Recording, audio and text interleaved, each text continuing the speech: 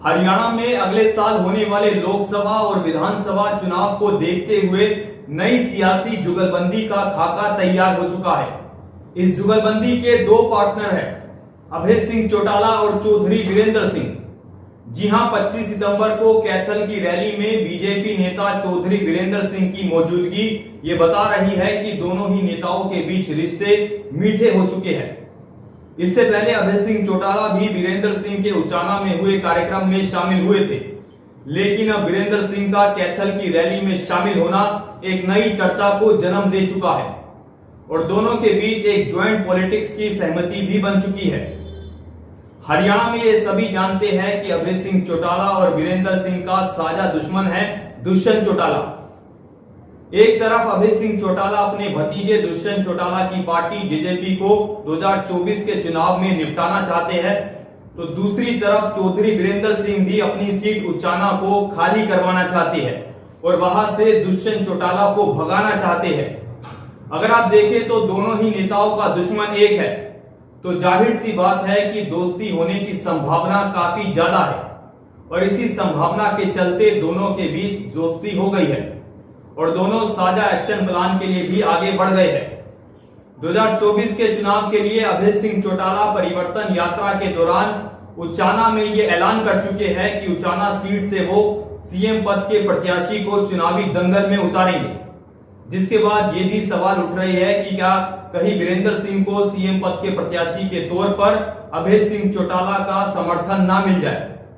जी हां, सियासी हालात बता रहे हैं कि वीरेंद्र सिंह 2 अक्टूबर को बीजेपी छोड़ने का ऐलान कर सकते हैं।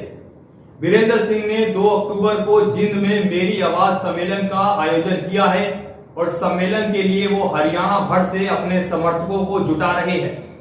इस दौरान बड़ी रैली के जरिए वो बड़ा सियासी फैसला भी ले सकते हैं। ये सभी जानते हैं कि वीरेंद्र सिंह इस समय बीजेपी के अंदर खुद को घुटा हुआ महसूस कर रहे हैं। वो बीजेपी के साथ रहकर बिल्कुल भी खुश नहीं है। साथ ही 2024 के चुनाव को लेकर वो अपने परिवार की सियासत को लेकर भी बेहद ही गंभीर है। वीरेंद्र सिंह जानते हैं कि अगर बीजेपी और जेजेपी का गठबंधन कायम रहा तो ऐसे में उनके परिवार की सीट उचाना उनके हिस्से में नहीं आ पाएगी और वहां पर दुष्यंत चौटाला का पूरी तरह से कब्जा हो जाएगा। वीरेंद्र सिंह के बेटे और बीजेपी सांसद ब्रिजेंद्र सिंह भी ये ऐलान कर चुके हैं कि वो किसी भी सूरत में उचाना सीट को नहीं छोड़ेंगे, चाहे बीजेपी जेजेपी के बीच गठबंधन रहे या ना रहे। इसलिए अगर आप देखें तो अभय चौटाला और वीरेंद्र सिंह दोनों की मंजिल एक है, दोनों का दुश्मन भी एक है और दोनों का रास्ता भी एक है। इसलिए 2024 के चुनाव में अगर वीरेंद्र सिंह अभय सिंह चौटाला के साथ मिलकर सियासत करते हुए नजर आए तो किसी को भी हैरान नहीं होना चाहिए। कैथल में इनेलो की रैली से यह जाहिर हो चुका है कि वीरेंद्र सिंह चौटाला परिवार के घोर विरोधी नहीं है और वो पूरी तरह से नरम पड़ चुके हैं और उनके दुश्मन के तौर पर सिर्फ और सिर्फ दुष्यंत चौटाला ही मैदान में बचे हुए हैं।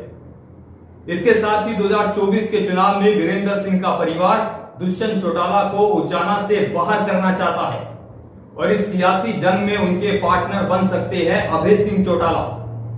जी हां, अभय सिंह चौटाला भी ये जानते हैं कि जब तक दुष्यंत चौटाला मजबूत रहेंगे, जब तक जेजेपी मजबूत रहेगी, तब तक इनेलो की मजबूत वापसी नहीं हो पाएगी। इसलिए अभय सिंह चौटाला और वीरेंद्र सिंह में दोस्ती गहरी होती नजर आ रही है और 2 अक्टूबर को जिंद रैली में वीरेंद्र सिंह एक बड़ा फैसला लेने का ऐलान भी कर सकते हैं।